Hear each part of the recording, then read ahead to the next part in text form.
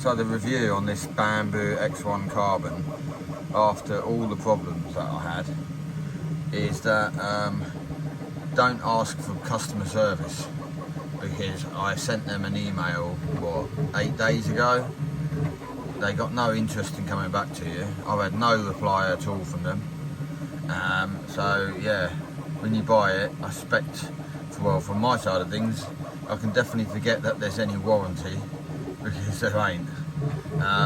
Anyway, so what I found is that where you get the option at the beginning, straight away before you even use the printer, for you to upgrade the firmware, don't, because the way I fixed it was I reset the printer back to factory settings, and then I don't take that build plate off, and I turn the temperature up to 45 degrees C, that you can see, and all is good.